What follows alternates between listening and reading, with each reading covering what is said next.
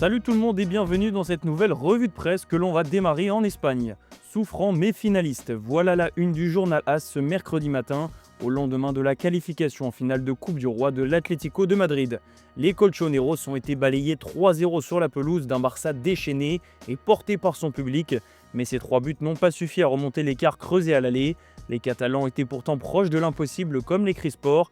Ils ont fait trembler l'Atlético qui n'a quasiment jamais mis en danger Johan Garcia. Et pourtant, le Barça avait annoncé la couleur les jours précédant le match avec une grosse communication mise en place autour d'une éventuelle remontada. Depuis cette célèbre soirée de mars 2017, tout est possible dans le football et ça n'est sûrement pas le Barça qui dira le contraire, puisque le Camp Nou a été l'antre de la première remontada moderne. Les joueurs d'Hansi Flick ont tout donné, tout tenté, et même Pedri a fini par jouer 90 minutes, alors que son coach voulait le sortir à la 70e. Le doublé de Marc Bernal, le pénalty de Rafinha et la nouvelle prestation XXL de Lamine Yamal n'auront finalement pas suffi au bonheur des Catalans, et ce mercredi, les joueurs du Barça vont se lever avec le sentiment d'avoir tout donné. Marc Bernal fera partie de cette liste. Le milieu de terrain barcelonais enchaîne les très belles performances ces derniers temps. Hier soir, il a inscrit un doublé et ça fait 4 buts sur les 4 derniers matchs pour le talent issu de la Masia. Si vous vous souvenez bien l'an dernier, Marc Bernal avait démarré la saison sur de très bonnes bases avant de se blesser gravement au genou et la révélation dans la foulée de Marc Casado aurait pu le faire passer au second plan. Bernal a fini par se soigner et réintégrer tout naturellement cet effectif rempli de talent, notamment au milieu. Une excellente nouvelle pour Hansi Flick qui n'est pas aidé par les blessures, puisque Jules Koundé et Alejandro Balde sont sortis touchés hier soir. Du côté de l'Atlético de Madrid, cette qualification porte un nom en particulier, celui d'Antoine Griezmann. Pas de but, pas de passe décisive, ni de petits ponts ou de fantaisie hier soir pour le Français, mais une prestation aboutie, un abattage énorme et peut-être la chance de remporter un titre important avec l'Atlético de Madrid. À l'heure où son avenir est au centre de toutes les discussions, Griezmann n'est qu'à une rencontre de soulever un trophée avec l'Atlético, lui qui n'a gagné qu'une Super Coupe d'Espagne en titre national. Notre Grisou a profité de cette qualification pour envoyer une petite pique au Barça, son ancien club. Il a publié une photo où il célèbre avec 2 joueurs barcelonais à terre derrière lui. Légende, cette photo est-elle trop dure ? Un choix bien réfléchi puisque le Barça avait fait le coup la saison passée avec Griezmann allongé derrière. Et d'ailleurs, l'Atlético pourrait bien changer d'entraîneur la saison prochaine. Selon El Chiringuito, des négociations sont en cours depuis plusieurs jours entre les colchoneros et Jürgen Klopp. On parle d'un dossier en excellente voie et même d'une signature imminente. Les nouveaux propriétaires qui ont décidé de se séparer de Diego Simeone en fin de saison ont donc déjà trouvé son successeur. Cap sur l'Italie où l'on va parler du Real Madrid. Et oui, vu la situation catastrophique du club madrilène, la direction pense déjà trouver un nouvel entraîneur et Massimiliano Allegri est de nouveau dans le viseur comme l'illustre le Corriere dello Sport.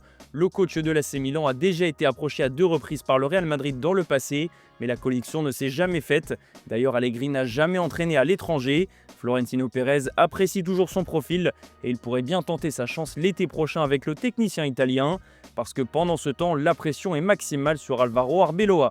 Le remplaçant de Xabi Alonso a perdu 4 de ses 12 matchs à la tête du Real, un bilan médiocre qui le place déjà sur la sellette. Arbeloa n'a pas du tout les faveurs de son vestiaire et si les résultats ne s'améliorent pas, il pourrait bien être débarqué avant même la fin de saison. Un mot sur le championnat italien tant qu'on est chez nos voisins transalpins. Raphaël Leao pourrait bien prolonger une nouvelle fois son contrat avec l'AC Milan. Des discussions vont débuter pour une extension de bail jusqu'en 2030. Leao ne veut que le Milan et le club milanais veut forcément sécuriser le Portugais. Dans l'autre club de la ville, match nul hier soir en demi-finale allée de la Coupe d'Italie. 0-0 sur la pelouse de Côme et un Inter qui pense déjà au derby, comme l'écrit la Gazzetta dello Sport. Ce week-end, c'est derby della Madonnina au programme.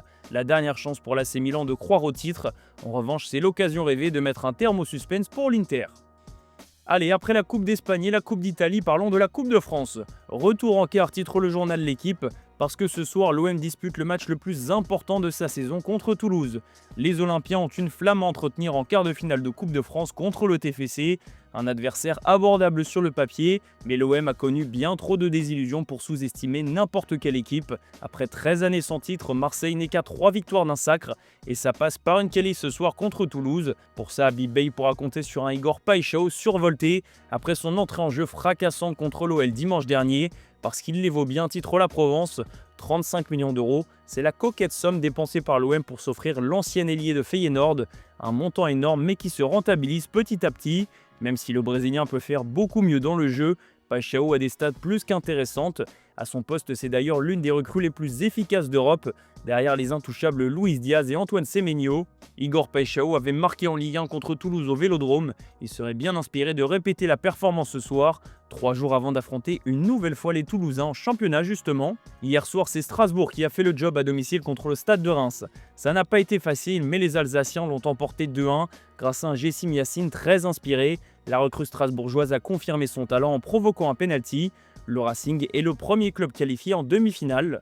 Un petit mot sur le PSG et sur Fabian Ruiz qui traverse une période de blessure interminable. Le milieu de terrain espagnol est blessé depuis le 20 janvier et on se demande encore quand est-ce qu'on finira par le revoir sur un terrain de foot. Il a été espéré contre le Havre, pareil contre Monaco ce week-end. Finalement, il pourrait ne même pas être disponible pour le match aller contre Chelsea. Cette blessure au genou gauche est un vrai problème, a d'ailleurs reconnu Luis Enrique. En attendant, le PSG s'en remet à Warren Zaïre-Emery qui enchaîne les bonnes performances et heureusement pour Paris.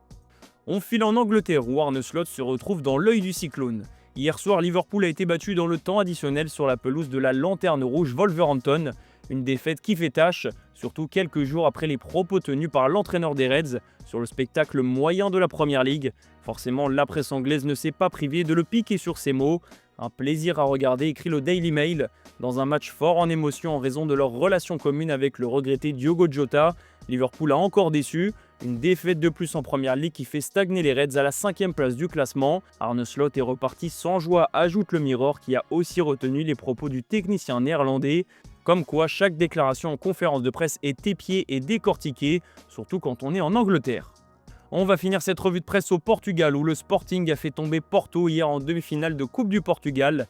Et qui d'autre que l'inévitable Luis Suarez pour inscrire le seul but de la rencontre. L'ancien attaquant de l'OM inscrit son 30e but de la saison.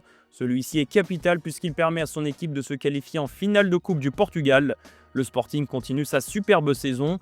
On rappelle que le club lisboète est qualifié directement en 8e de finale de Ligue des Champions, où il affrontera la surprise Bodo Glimt. Le Sporting est aussi 2e du championnat à 4 points de Porto justement. Une saison magnifique pour le moment, et Luis Suarez est loin d'y être étranger vu ses stats. Des nouvelles également de Cristiano Ronaldo. Contrairement à son jet privé, le Portugais serait bel et bien resté en Arabie Saoudite malgré la situation géopolitique délicate. Et tuile de plus pour CR7, il s'est blessé.